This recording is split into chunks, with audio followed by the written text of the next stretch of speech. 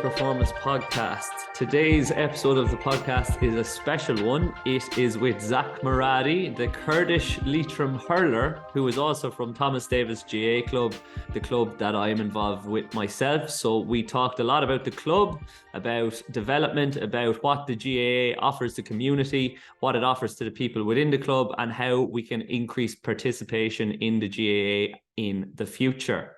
We then went on to speak about Zak's book release and how it has been very well received. We also spoke about Zak's recent trip back to Kurdistan of Iraq and how he got on there, what surprised him about that trip. And then we talked a little bit about his own personal political views and his views on how refugees are looked at within this country and how this country probably needs a little bit more education in relation to the Kurdistan people.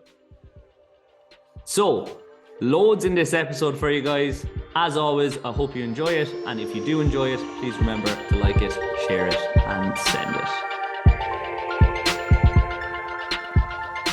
Zak Moradi, welcome to the Petey Performance Podcast. Great to get you on. This has been a highly requested podcast from everybody in the club. So, fantastic to get you on for a conversation on some things that you may not be asked very often on podcasts, but you're really doing the rounds of late with the book, with podcasts being on RTE, being all over the place. What's on the agenda for today? Today, well, I'm going to the races today, and then just feel free, ask whatever question you want to ask. I'm easy. Perfect. So we're here in Thomas Davis GAA club, which is the best setting that we could really have for this conversation, I guess. In regards to the club, like obviously the club has a big influence on both me and you and on the community at large here in Tallaght. So to start us off, we've had a big chat off air about the club. What does the club, Thomas Davis, mean to you? What aspect does it offer to your life in general? It offers a lot of things. Everything really. It has done a lot for me in life and general in life. It's done a lot for me, family, and it's a great place to be. I'm always around here, like everybody else in the club. The club is great. It keeps young people busy and girls, and there's over about 96 teams in the club, and it keeps everybody occupied, and it keeps antisocial behavior away from the areas, and it keeps young people on their toes, and that's what I've noticed. And I think Tallaght be a different place without this club here in this area. I know we only walk off three primary schools. And same as up the road, Anne's, keep an eye on up the road there, same at Mark's, and like it's Thomas Davis it's like a country club really, because I do be going down to Leitrim a lot in the old club down there. Similar, it might sound different around here, with their accent, and people are always in a rush in Tallaght, as you know. You can, if you say we're meeting at 6:30, you just don't know what time you get here. But down the country, they said 6:30 you're there because it's they're a bit more laid back and relaxed. Maybe it's a lack of traffic lights.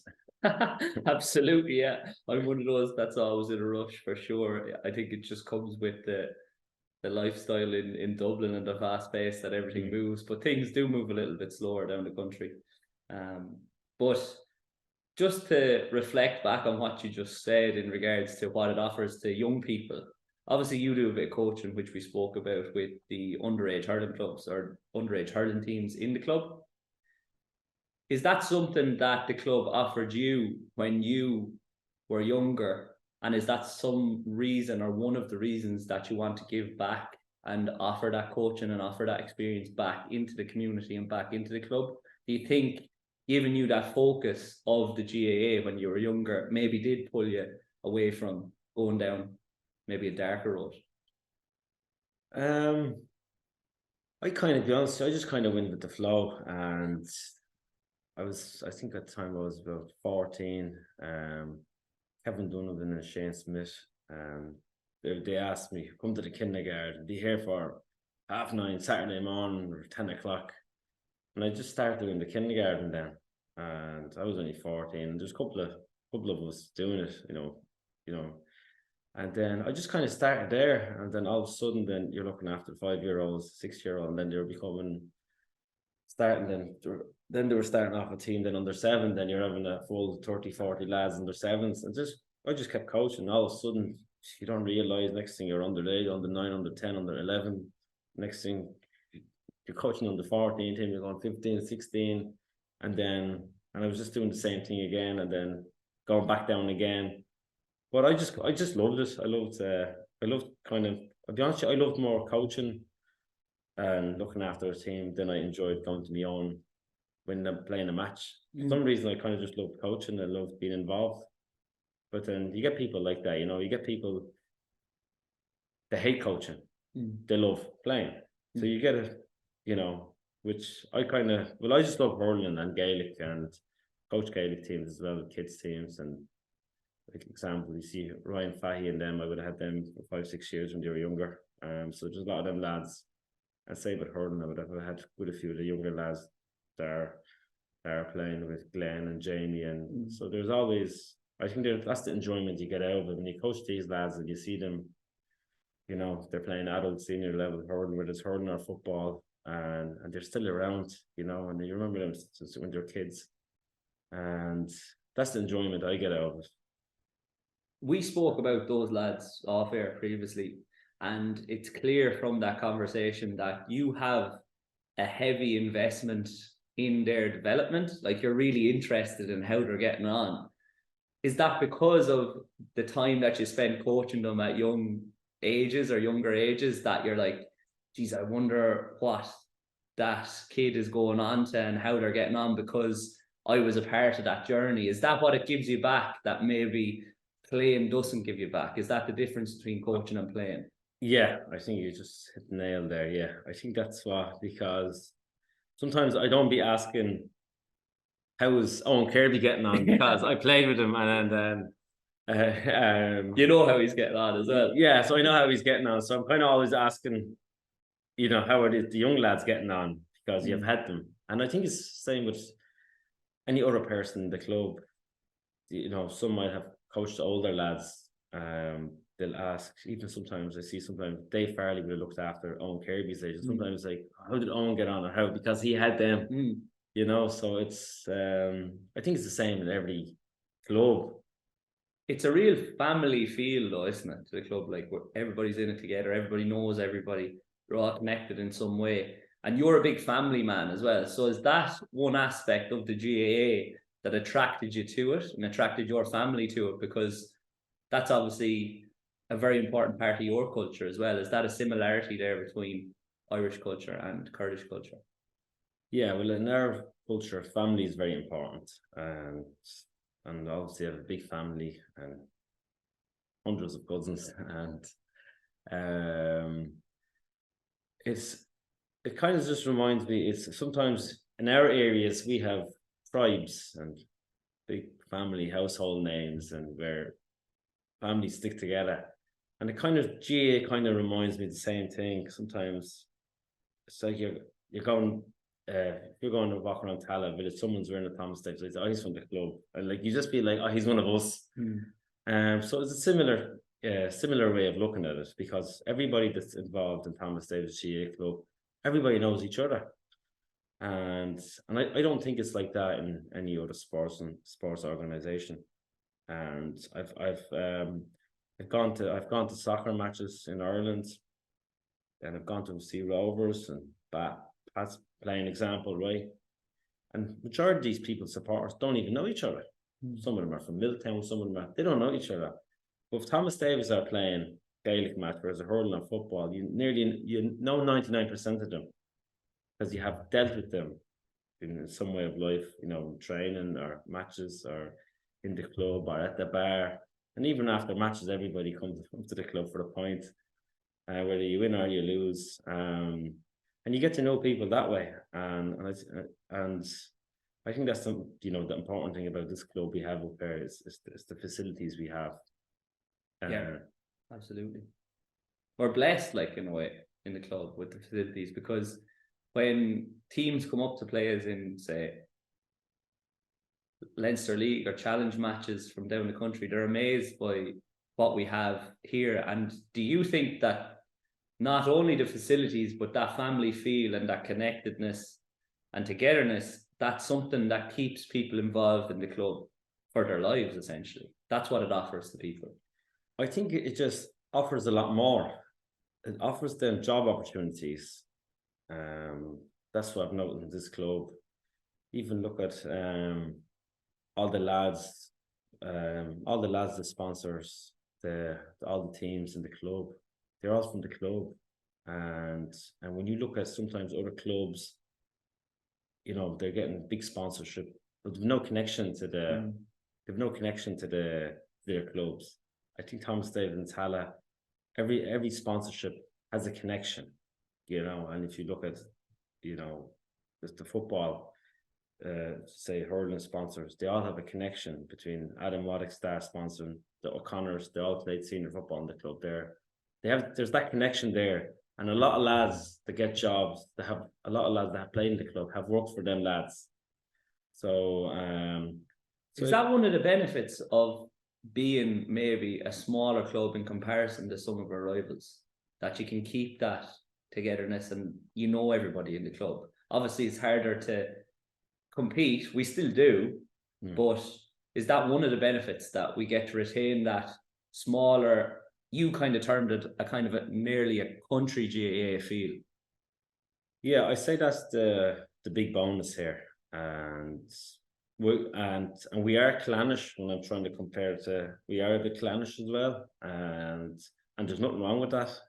There is which is good, and everybody watches out for each other here in this club, and everybody knows each other, and most of the lads that get jobs that are playing it, just say even working in the club here, they're all playing in the club, and because when you're playing, when you're playing with 25 lads on a football or a hurling team, there's always someone's that has their own business, and then there's young lads are stuck for work, and they're like, oh, such and such will look after you, I'll give us his number, I'll give us, and that's why the club here and everybody just helps each other, even outside the club.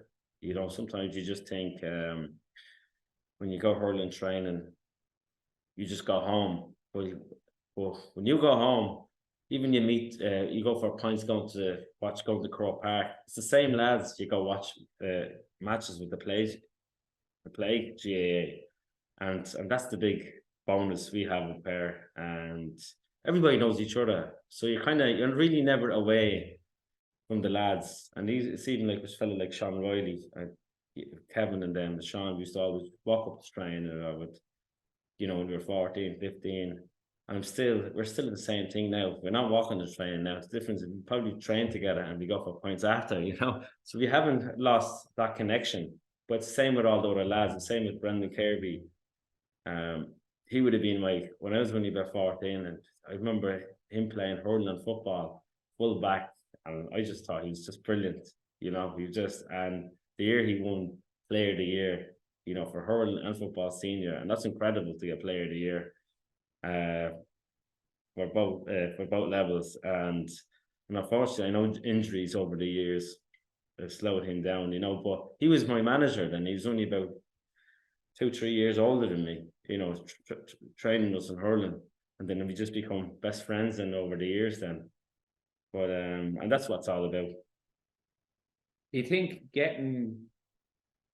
because you're just saying there, like, you looked up to him as a player on the senior panels when you were younger, do you think getting those players back involved in helping the coaching or helping out in any way they can in regards to the development of the younger players, do you think that's a big thing for driving participation levels, enjoyment and engagement of the youngsters, as well as driving standards on as well, because they have great experience? Is that one reason that you wanted to get back involved?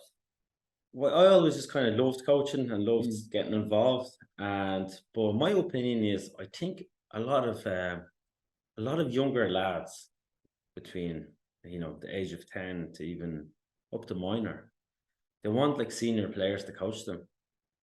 And because when I was 14, I wanted someone from the adult team to coach me.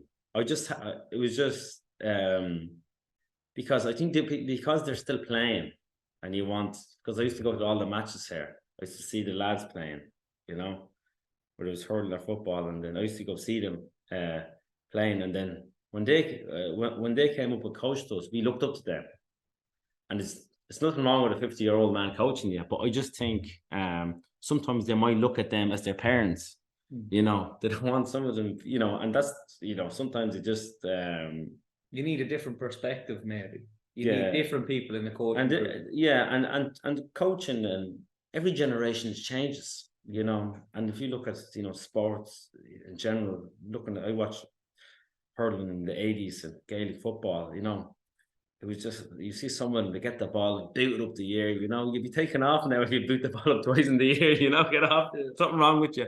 But the coach and you would get, sometimes you would get older generation, they're old school as well, and that's not their fault, because that's the way they were brought up playing. And sometimes, and same with now, even things have changed, right? Because you always need to nearly up your game all the time, whereas hurling and Gaelic, because you need a strength and condition coach now. Because there's no gyms back in the day, everyone just, if you're 6'6" and you're a big lad, you're full forward to hit the ball into. But then days are gone now. It's because of there's just so much, even the diet, everything has changed now. Do you think that because of having to compete and trying to drive the elite standards and improve athleticism and improve the quality and getting more professional in the approach, even though it's an amateur sport, do you feel like players maybe have lost a bit of freedom in doing so, or does it offer them more freedom to play? It's a bit of both, but I think money has changed the GAA, and sometimes you see in Dublin, sometimes the richer the club you are, sometimes, and I know money is not going to win you in All Ireland, but it'll make you play at the top level. When if you're a manager in a senior team, right? If the club has the money, it can offer the best of facility. If you have an Astro, you don't have to worry about lack of space to train, and you can bring in a strength and conditioning coach. You can bring in, you can have the best of everything in the club, and then we won't have to worry about going around selling a lot of tickets, or going around, sometimes I think in a working class area clubs, we just have to work twice as harder, and I just, because I've friends from all over clubs in Dublin, and from the richer clubs, and they play hurling and football. Some of them have never sold a lot of tickets. They would, but they would know. They just said, my job. No, they just say, my job is to go out and concentrate playing. Right. So the bigger clubs, the jobs to go. They don't have to worry about. They don't have to worry about sponsorship. They don't have to worry about there's the money coming in. They don't have to worry about, 30,000 euros a cost, 30,000 euro a year for the floodlights. There's a little difference. I think sometimes as well, if you have an under 12 hurling, 40 lads, to say example, right? Buy a slitter, it costs you 12 quid, right? So it costs money. If you want 100 slitters, it costs a lot of money, right? And sometimes when we're in a club like Thomas Davis, we're in a working class area, right? The club can't just turn around, there's 300 quid for your, so they kind of have to watch their budget. They have to watch how they spend the money all the time, so it's what's the most important thing? And I remember as a young lad playing hurling, and counting the slitters, going back into the bag afterwards, and it still goes on. Like, and it's still being in a smaller club and selling the tickets and promoting the club and supporting the club. There is a benefit to it in that it does draw the people closer to the club, and it becomes part of their identity as well. The club is part of your identity. You're always marketed on every show you go on to as Zak Moradi, the Kurdish Leitrim hurler, but Thomas Davis isn't spoken of in that sentence as much, but you always speak about it. So obviously the club is a very important part of your identity to you. Would that be fair to say? Yeah, I think what it is as well is just sometimes because I played with Leitrim and then I started off there, and I can't tell a journalist, can you put Zak Thomas Davis? It's but Leitrim's very important to you as well. Well, it is, yeah, as well. I get onto Leitrim a lot, and I have many friends, even lads I played with when I was under 12. I'm still friends with them. I still get down, have a few points down in Leitrim, and I still get down there, watch football and hurl. No better place to have a few points. Yeah. So there is that connection that I've made, and Thomas Davis, I'm here every day nearly, and it's like home. And has done a lot for me, and has done a lot for everybody else in the club as well. And one thing about the club, it's always, watching everyone go and bypass, make sure everybody, and sometimes, and we have even seen, fellas have left to play soccer and they realised they didn't get the same enjoyment playing soccer because they were playing with different lads all the time, and they come back to play in the club then, and now, so when you see them now, the kids, first thing you see them, they're so committed now with bringing their kids to train and coaching teams. And when I see them lads, they weren't that committed when they were younger because they're more into the soccer, but it wasn't their fault because their parents were soccer background. But now they've gone more into the GAA. So I think I think the next generation, this club is going to get bigger number wise, and there's going to be a lot more people playing hurling and Gaelic in the club, and we have seen the difference in 20 years here. From 2003, I think there was only 20 odd teams compared to now 1916. Yeah. So there is, and you've seen ladies football, the amount of teams they have. I've seen them the other day. They were training. I think they had about 40 training. But it just shows the numbers has. They're becoming part of the club, and the next generation come through then, they're pure Thomas Davis then. And you get bigger and bigger and better and better. Well, hopefully, and then if they just keep building more homes and apartments and houses, because then. Well, you've spoken a lot about how the GAA impacts the community and its importance to you as well, this club in particular. And obviously it was a key aspect of Irish culture that you got stuck into almost immediately when you arrived over here, when you came over from Kurdistan. Yeah.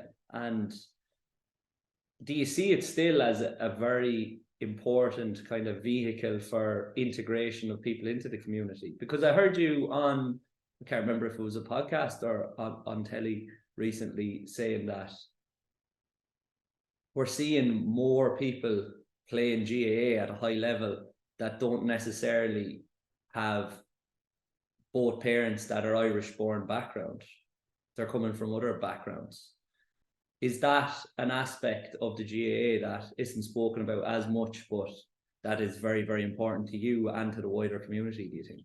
Yeah, and as I said the face of the sport in Ireland has changed, and it's changing all the time. You look at the Irish soccer team and look at if you've seen in clubs, there's a lot more second generation and fourth generation are playing GAA, whether it's from Africa or from the Middle East or Asia. Like I see a lot of them in Dublin. Every club nearly has 3 or 4 or 5 that are like, look at Thomas Davis, I think it's about 10 here, from different nationalities, different backgrounds, and it's, to me, it is the best way to integrate, if you want it, because when you join a GAA club, you're not just joining just to play. When you're joining, you're making friends, and it's the lads that you're going to be hanging around with for the rest of your life. Once you start playing in the club, once you keep at it. And when I was younger, I hung around with lads that didn't play sports, and then they went down on the wrong side of the road, and then the lads that played the GAA were always well looked after, and they're, so that's the difference between GAA and other sports. Because I've played soccer, I've done athletic running, I've done Carrick, I've played soccer as well, so it just wasn't the same as the GAA. I think just the GAA, they care about you, so it's not always about the first 15. In soccer, when I noticed, I wasn't on the first 11 or the first, didn't really care. They just, if someone else better came and transferred, I was there, and the next thing, played soccer, was under 13 it was in Carrick Town in Leitrim, and then I was playing for the first 3-4 months, nearly the same lads, and then the new season started. I didn't know half of the same. It just wasn't the same, The heart wasn't the same for the lads, just because when they're going up there, it's all about, oh, he's very good. You know, you'll be looking at you. You have potential in you. They fully fill you up with bullshit. Sorry for of course. No, you're grand. Yeah, but GAA is completely different. Everyone gets a chance, and I've seen in this club, so some lads have played. They were never any good, but the club always found them another job. Sometimes I've noticed with lads they weren't any good at playing, but they end up becoming very good coaches in the club. And there's many lads like that, and they were probably one of the best coaches in the club, So, and there's always a job for someone in the club, There's, even if you get older, they'll always find you something to do. Join the committee, or join the fundraising club, or we'll have you doing the nets, or cut the grass, or do umpires. And that's what it's all about. There's always something to be done, though. There's always something to be done, yeah. And that's what I've noticed about the GAA. They'll always have work for you. So if you're ever in any GAA club that said, I'm looking for something to do, there's always plenty to do. They'll get you to do something. Do you think, or do you believe that anything needs to change to continue to drive that on, to continue to have more integration of people from backgrounds that aren't necessarily GAA backgrounds into the GAA? What do you think? Look, we can all, as I say, it's like that's a very hard question now, I know. Yeah, it's the thing is, it's sometimes as well, it's how I think, like, first of all, I think what the thing is as well, sometimes, for example, in that Thomas Davis in the club, sometimes we're saying the Astro needs to be done up. It's going to cost, 400,000. Yeah. Like South Dublin County sounds, they always have funded, over the years. They've done a great job, but it's never enough, because if you say there's 100 grand, how are you going to finish the rest of it? Where are you going to get the money from? And sometimes it's the facilities. I mean, the pitch up there costs about 700,000 euro to do it, and it's still there about 15 months, and you're still trying to fundraise for that. And that kind of, sometimes it takes the concentration away from you, trying to do other things differently. So you're kind of, more money, will do this. But if all that was there, if we had more of, if all that was there, we could employ an extra coach in the club, and which some clubs in Dublin, you see, they have 5 full-time. Sometimes some clubs, you go to the big clubs, they have full-time hurling coaches, full-time football, full-time director of sport, full-time training. They've nearly everything, and so we don't have that. So it's, if you can get all that in, then you can try to find another way of how to get other people to come in and join, but the thing is as well, we're always open. Anybody, wants to play, they come. And as well, like we are in a big fighting battle. We have opposition here. We're surrounded by a lot of soccer as well, as you know, right beside us as well. But it's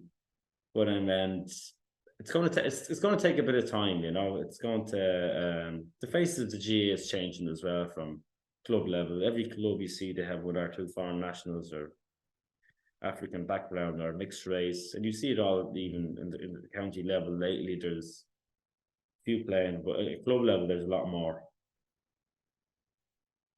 So you've touched on there a lot in regards to resources and facilities and having all of that availability, but what we've touched on a lot as well is it's great to have that stuff, but if the coaching, as you said, isn't there, and you don't have the coaches or you don't have the people to look up to and drive it on, like you said, the bigger clubs might have, then the service that you're offering to the young people, I suppose, or the level of coaching that you're giving them might not attract them to stick around, I guess. So it's obvious that coaching is a very important thing to you, and you hold that in very high esteem. Is that because you had such great coaches when you were growing up? I think the club offers everything here in Tallaght, you know. They give you the best of facilities to train. They'll always, sometimes we might have, you know, 7 teams training the Ashton, but they'll give you a corner. You're not being left out. There's always somewhere. But I think sometimes as well, yeah, we can never, obviously, like, we can never do enough, right? It takes time, you know, coach the coaches and coach the parents. There's just so much to do. Sometimes when you're, if you're down the country, all the fellas, they're all just pure GAA background. So they're just going generation to generation, right? But in Tallaght, a lot of it, like I say, 70% of the lads that have played, right? Like the Kirby's example, right? They're GAA background, that they have playing hurling, Leitrim, and winning championships, and so it was just kind of like a religion. It was bet onto them. It doesn't matter if they had the good coaches or bad coaches; they were still going to be good because Mick would have brought them down to that hurling wall all the time, and they were just kind of bet into them. So I think it's we're trying to keep them playing in the club, right? And we're trying to offer them the good facilities and trying to get and the numbers, which has worked, you know. There's a lot of work there's a lot of work goes on behind the scenes. I think the club done a survey there. If you had to pay every volunteer in the club a minimum wage, €10, 10.50, I think it costs like 2.5 million a year, right? So, and that's what the people in this club are saving. If you had to pay these people a minimum wage, would cost 2.5 million a year. So there is a lot of great work going on, and sometimes as well, not every team is going to get the best coaches, even inter-county teams, right?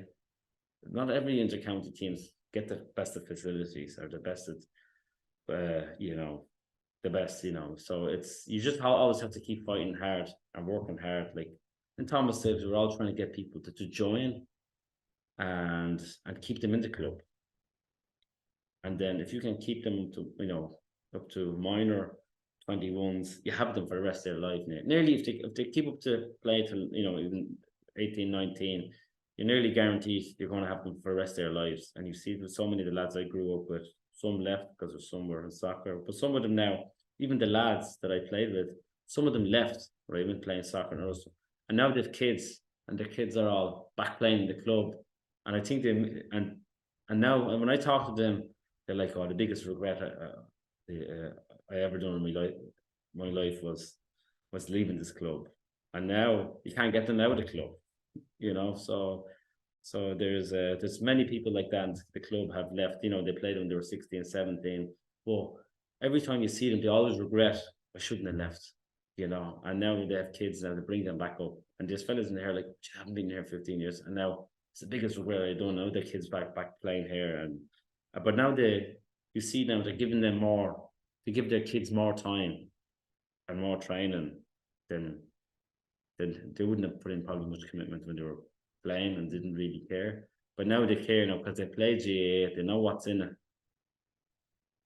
So obviously from that conversation and from the book, a big topic was GAA, but the book has gone really well, because I remember when I first came into the club and I first met you, we were chatting about you in the process of writing the book. Did you expect the book to be as well received as it has been, or has it all been like a bit of a whirlwind? Because you're up and down the country, all over the country. It's, as you've said, it's in every bookstore in the country, and it's flying off the shelves. It's up for book awards. It's bestseller. Like, was it a shock to you, or was it expected? It was a bit shocked though when I seen it made the top 6 sports book of the year, because there's just so many rugby and GAA. There's so many stars out there. Maybe my story was there was a lot different. Sometimes I say the reason was just probably my background and the family, the wars they went through. So it was different, because sometimes if I went in, by just example, or Henry Shefflin or Jackie Terrell, I've seen him playing hurling all the time, so I kind of know what type of commitment it's in GAA, because when you play the game, he hasn't won a minor with Kilkenny, or 21 he's won 8 All Ireland, so you kind of seen him all them.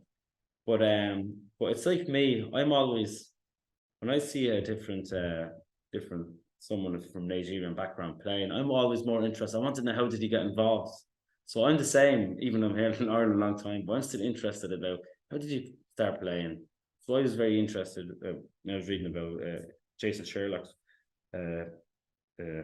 book and Desi Farrell. I didn't really see them when they were playing. I only came towards the end of their career, start going to Croke Park and start watching video on it. But I was interested who Jason Sherlock was, and everyone says he was the first. Our parents, even he's born in Dublin, I think. But I was interested. I wanted to know who he was, So I think it'd be the same for Jason Sherlock. And I was in Coppers, and he came over to me. He said, "I read your book, great." We're just he was like, "This is a great book to read." So I was kind of, and when I was younger, I was more interested. I wanted to know who he was, about him. So it's the same thing. So I'm always interested who this lad is on the Clare senior football team, who's born in Dublin. His parents are from Nigeria, but I was more interested, how did he, get involved? So it's no different. I think it's it obviously I was shocked. I was over an Instagram text. Sean Hayes, the editor of the Guild, texted me, and I thought he was, having to mess with me. So then, let's meet up, and then I was like, oh sure, if we're going to write about Leitrim hurling, that could only be 2 pages, or 3 pages. How are you going to get arrested for the 300 pages? You go, no, we're going to go back all. We're very interested about your family's history of war and everything else, and he laid it all out for me. I was like, perfect, and that was it. Then, and we worked every weekend, a couple of hours on Saturday, met up during the weeks, and yeah, and I was kind of shocked. I didn't think it'd go that big, obviously getting on the late and all the other. You can see your face light up though when you're talking about Geo coming up and saying he read your book and it doing really well, and even the process of writing it. The book doing so well has obviously opened up and given you a lot more opportunities to do more things. Mm. Is it ever a case that you have to be like saying to yourself, well, look, I can't do everything. I need to maybe just pick what I'm doing. Kind of similarly to what you were talking about with the club. Like, I need to pick what I'm doing, what I'm good at, and do it to a really good level, rather than saying yes to absolutely everything. I kind of just go with the flow. Yeah, I just say yes. I'm kind of just that type of person. I just go with the flow. I don't really say no, or I just go with what interests you is what you do, essentially, by the sounds of things, and what you get enjoyment out of, you'll go with the flow in that regard. But you've obviously had, as we talked about, multiple interviews about the book and about your story. 2 questions. What are the most common questions that you get all the time about the book? And the second question, what are the questions that aren't asked about the book or about your story that you would like to talk about? A lot of people said it's a great read. It just shows you can have everything in life and go from having everything to nothing in life. And some fellow said that to me. I was in town having a few beers, and he was from Tipperary, and said that to me. I read your book, you can go from having everything in life to nothing, and your parents went from that and then trying to build life back up again. But then I was trying to, obviously, he was drinking me, and I was just trying to think back, what did he mean by that? But then I realized he meant, because what he meant by, like, my parents had everything.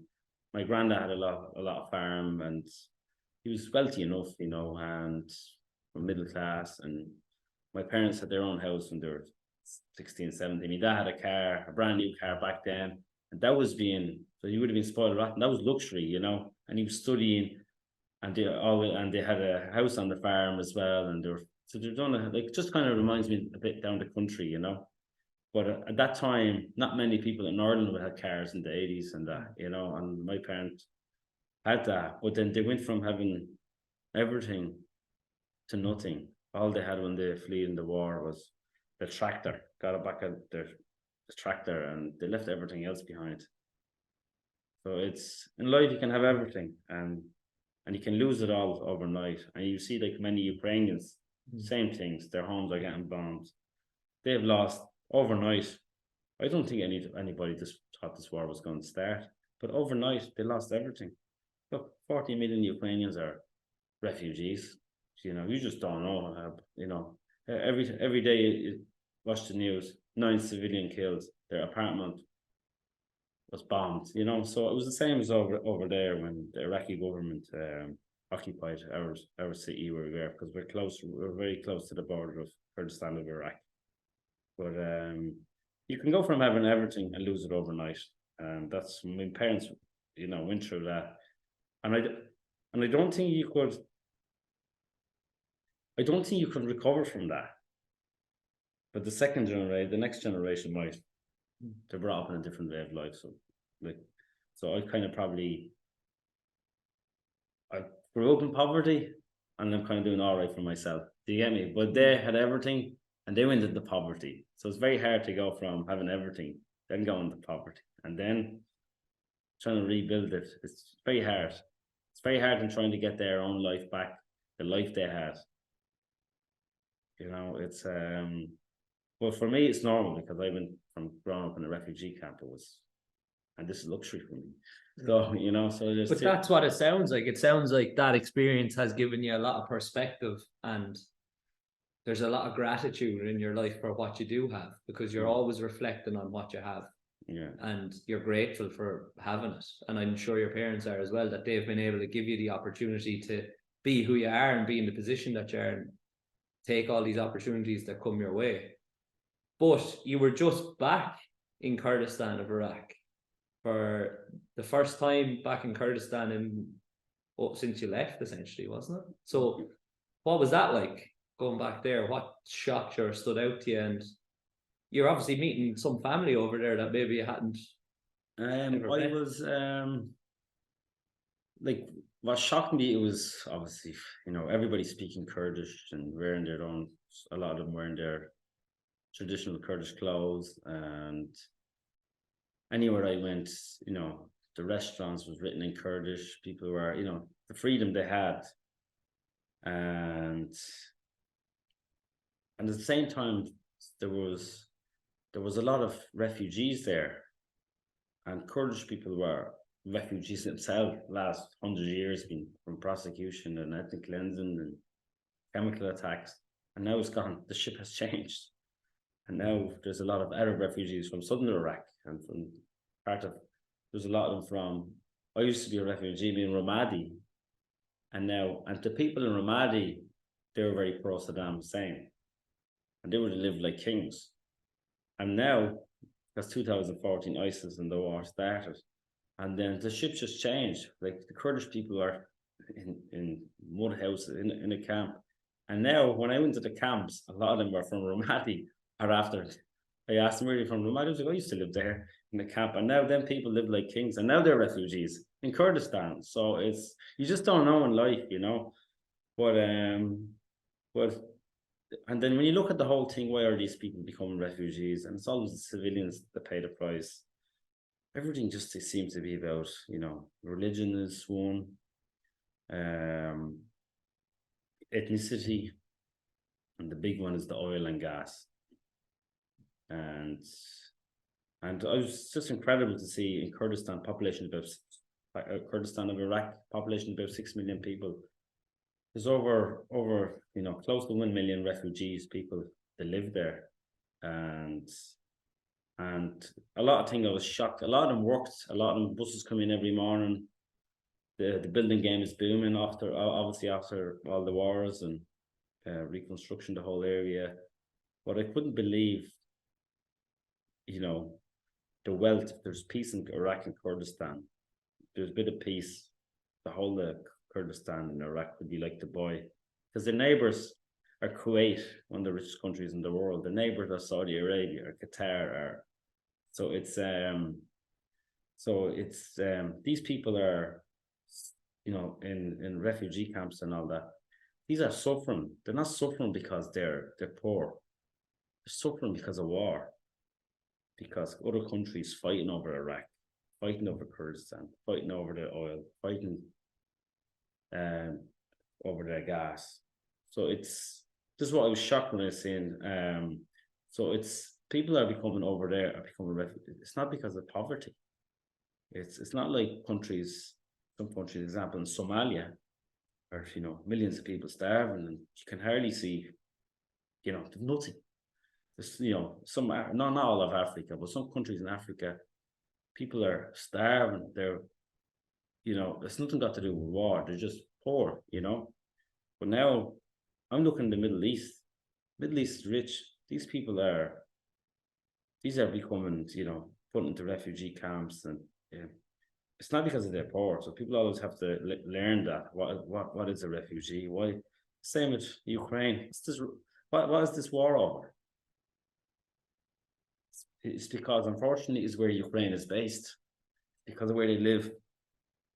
Ukraine is very important for the West, but it's also very important for Russia. So it's It sounds like because of your experience and what you've gone through in your life and your family have gone through, you're really able to put yourself in those people's shoes and connect with them over that, and you feel what they're going through now, and you feel it's a real injustice what they're going through. And it sounds like as well that there might be a bit of frustration that some people aren't able to do that. They're not able to see what these people are going through and understand why they're going through it, because, as you said, they're going through it because of war. Yeah, like I say a lot of time, till the Ukrainian war started, I said, like Irish people didn't really know what a refugee was. There's different like refugees, people from fleeing from war, and then you get Islam seekers, people coming in probably from poverty and looking for a better life. So there's different types of just people are fleeing from different things, but but what is it all over? It seems to be all over the dollar. It's all over wealth, and who do you side with? And that's why Kurdish people are, like we always say, no friends but mountains. It's like we've been betrayed 100 times. Yeah, so it's, who do you side with? Yeah, You have to look after each other, is what it sounds like. We have to look after each other as well, and it's our own fault as well. We're not a united people from the 4 different parts. There's 40 million of us there, and we're surrounded as well. And as we say, our enemies are the best friends of the West, nearly. So who do you? And what surprised me when I was over there is full of Americans, full of tourists. So it's Kurdish people now they've good Kurdistan of Iraq they've good relations with, at the minute now, since 2003.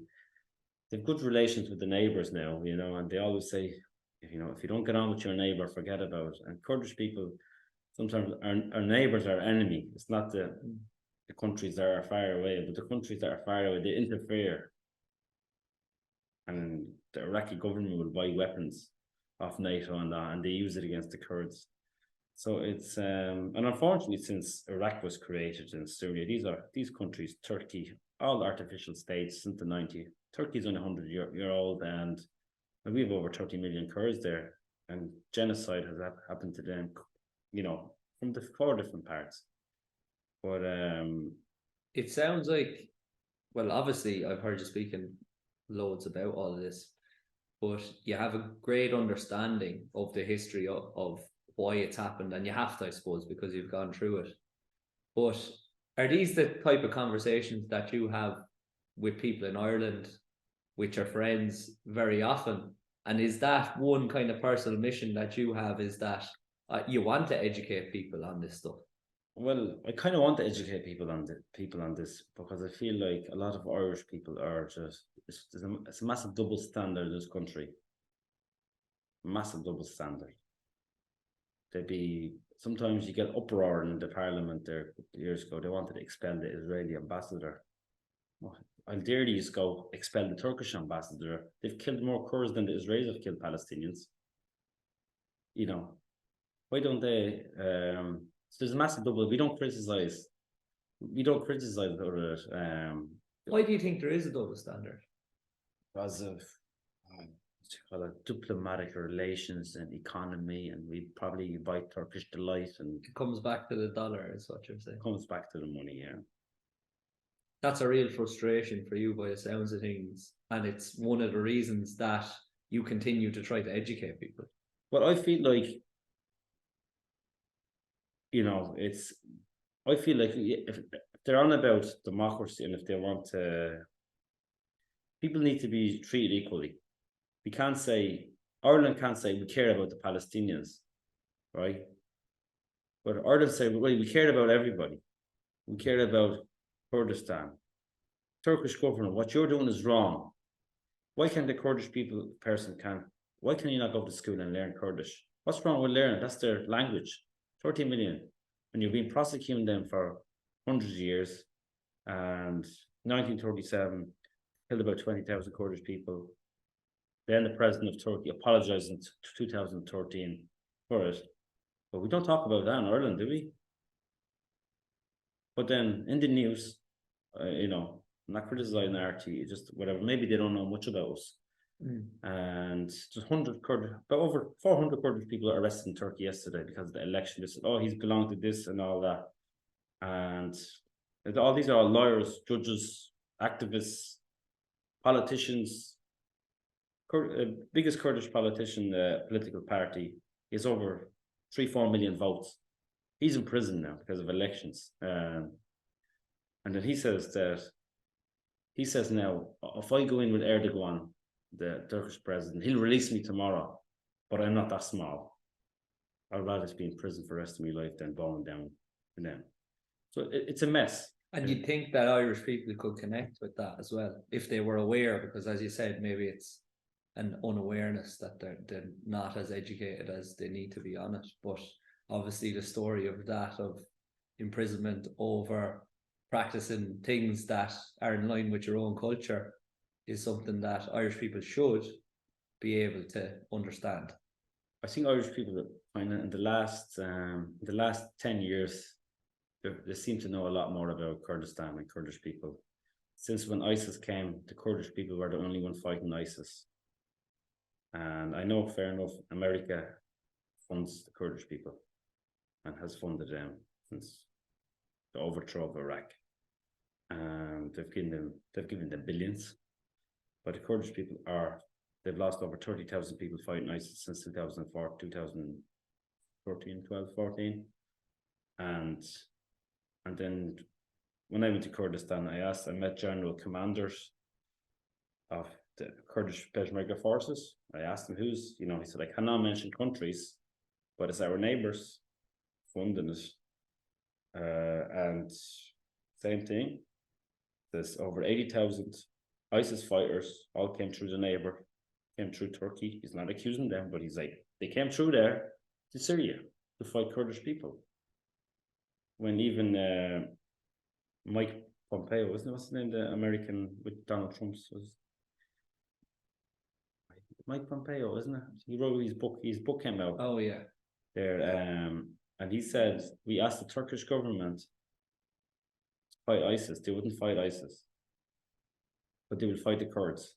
When the Kurds got their own land back, pushed ISIS out, then they said that the Kurdish people were their enemy, not ISIS. You know, he wrote it, and Turkish government started speaking up, the foreign minister, blah blah blah. But it's just the world is a mess. Yeah. It's the whole Middle East is a mess, and I don't think there'll be ever peace in the Middle East till our people are treated equally. Well, it's clear that that's a real mission of yours and a real. Well, there haven't been peace in hundreds of years. Yeah, so I know. I was talking about how I read that book, Prisoners of Geography, and it kind of educated me on how quickly things can change, as you say, and what a mess it is as well. But we're going to change tempo slightly to finish. I hope we've given you the opportunity to spread the message that you want to spread on this podcast. But we're going to move on to quickfire questions, and the first one is proudest achievement to date. Proud of it. I say proud of achievement today. I say getting to the senior B hurling finals, win the intermediate championship, 2017, winning the Lowry Maher Leitrim. Obviously winning hurler of the year in the club, winning sports person of the year in Allbound Community School. I said they were the ones. They were probably the proud of. What I noticed though was it was the team achievements that you said first and the personal achievements that you said afterwards. So it was things that you achieved as a collective with be it Thomas Davis or Leitrim that are really the ones that mean the most to you, and then the personal achievements are obviously great, but they came afterwards. But that's because it's a teamwork. It's not. Yeah. You know, it's not. So everybody puts in the work together. You know, so if you're a forward, sometimes the forward would get more. Even this kind of what probably annoys me a lot more now in sports. You know, like even GAA, like a cornerback would be playing brilliant hurling, and the forward scores 111 man the match, and that full back has done a serious job in there, and people just look at it. He scored 111 or 6 from play, and the rest from frees, and then make him out that he's the king. But then they forget about all the full backs, the centre backs, that makes him look good. It gives him all the good balls in. He has to mark his man, and he has to win the ball, and he has to get the ball into him. He just has to win the ball and turn the stick over. And that's coming from a forward as well, yeah. Which is the funny thing. Yeah, so it's But that's great that you have an appreciation for what the backmen are doing. And I suppose it's important as a coach. The next question is favourite athlete of all time. Favourite. I say lads that I have played with, I say Brendan Kirby. He was just naturally, he's very talented. And even all the injuries, you know, done both knees, both shoulders, you know, he just had it all in him, and he was just he never looked like a hurler or a footballer because he was so awkward on the pitch. But he was just brilliant. He's just a brilliant person to read the ball. He always, even a hurling or a football, whenever the ball, he just caught it, and you're like, how did he catch that? He was just always in the right place at the right time. You know, I say he was probably, probably in my time he was the best dual player I've seen. It's also interesting that you picked a club man as well rather than. Well, then if you go into county, it'll be tough one. I say into county I love Conor Callahan. I think he's just incredible hurler and a footballer. You know, so you have to. It's just even he'd be playing football all year with Dublin. And then even last couple of years playing football all year, and just when the Dublin season's finished, he hasn't even played one league match with Tallaght, and just goes back into the Tallaght senior hurling team, and then wins 2 Dublin senior championship and wins two All-Ireland club. Yeah. It's like, that's just incredible. It's just, a good dual player, it's... You love the dual players and you love the real naturally kind of skillful players by the sounds of things. And that was the style of game that you played as well, obviously. Yeah, more hurling and football, but I've played football. Yeah. I've played, good a few years with intermediates, and then I always say I played 2 senior football matches. But you prided yourself, that you still do, on your skills. But I always say, if you can play hurling, you can play football. I think football it's an easier game. It's I brought one of the nephew, just 2, 3 nephews and nieces play up here. So the other fella, he plays a bit of soccer, so I want to join back. So brought him for Gaelic, and straight away he was able to solo the ball and kick the ball. I gave him a hurl then the other day, and with the sliotar, and he's just throwing up and missing the thing, and he's throwing up and missing the thing, and he's picking the ball off the ground. But I'm just saying, it's just like, we're trying to compare it. Gaelic is an easier sport. It's hurling, you have to be a lot more patient. You just have to be a lot more patient to play hurling. And if you can play hurling, Gaelic is a lot easier. And I think that's and we've seen it with many, we've seen it with many lads, even to play hurling here, and they just walk on into intermediate football team. It's just because of the skill. I think it's just the hurling. There's just so much skill involved in hurling. It's harder and it's a fast sport. So if you can play hurling, you can play Gaelic. That's what I always say, And sometimes lads be like, oh, I know. But I think, you should be able to play both level. And I think, obviously, GAA has gone more professional now, and it's like, get to a certain age and nearly picking. But then sometimes there's lads in this club are playing hurling and football all their life till they're even 30, 35. It gets harder. It depends what you work at, I think. You'll be able to play both. Depends how good you are as well. Yeah, so 100%. What's the biggest thing you've learned in the last 12 months? Well, biggest thing 12 months I've learned. A good question. Well, I've learned you kind of have to, I'm always trying to learn how to, sometimes do things differently. Same with the kids the other day. I said, geez, I better change this drill up. Sometimes what it is, I said, right, I'll do, do hurling with them and do more, just more hurling and more, maybe do things that they can't do, and be okay with them failing in trying to do those things. Yeah, just do kind of more example. I said, I'll do more. Now we probably have a pitch now, or we get our full size now because the nice weather is back, and do different things with them, and learning not playing the same player in the same position all year round. Yeah, just learn and do things differently, not to be, if someone is fullback, just playing fullback all year. Take them out, play them different, just play them in the forwards, just change, chip chop the whole team. I think it's you need to give players opportunities to play in different positions and do things they're not able to do it, and try not to do training and everything that's just straight, and trying to do things where you're going left, right, different movements, because when you're playing sport, you don't run in a straight line. You don't. The days are gone running up hills and down the current. Them days are gone. Things have changed, and you kind of have to be more open. More open, and I think kids can get very bored as well. So you need to come up with do different things with kids. In training, I'm learning all the time.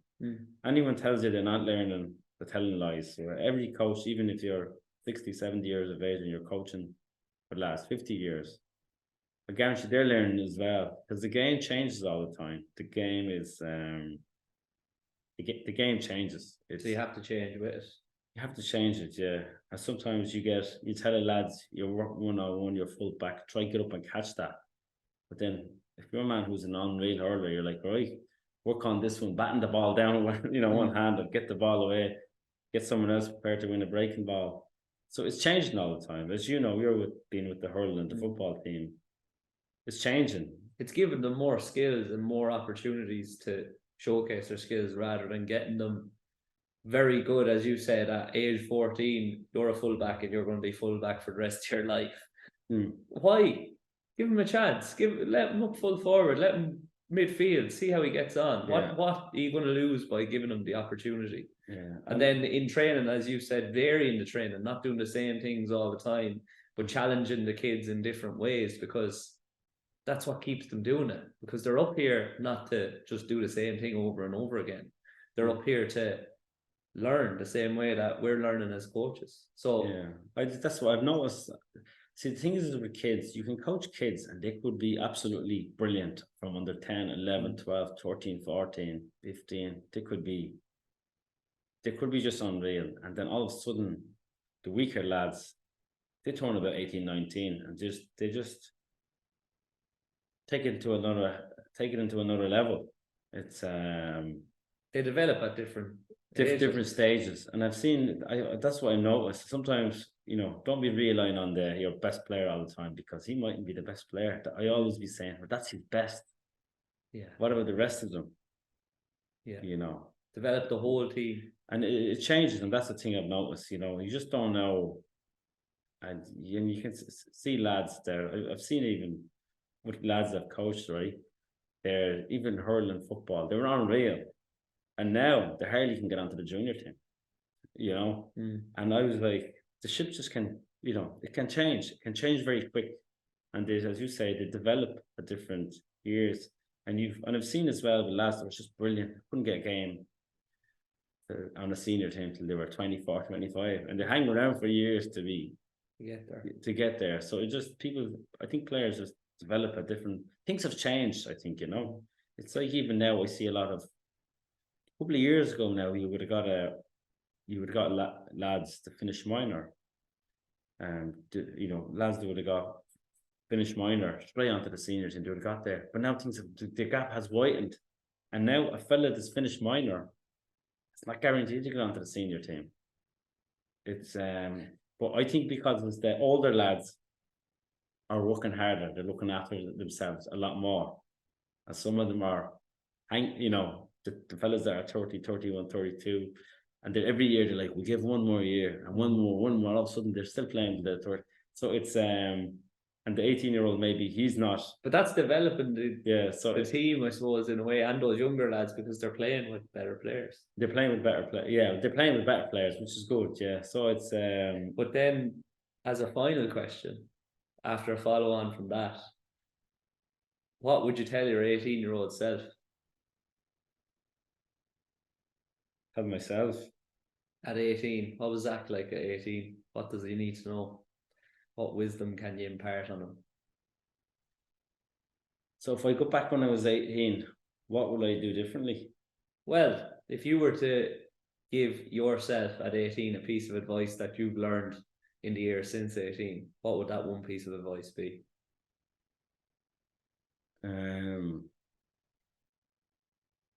I think that advice is get yourself in a good nick, and get yourself in a good nick. I think if you can get yourself into a good shape when you're 18, 19, 20, then the rest will look after itself. And putting the work at that age, I think that's a lot of players kind of, they move away sometimes, they stay. Obviously, when they turn 18, they probably do more partying, drinking, college, everything else. And if I was that, I'd probably do.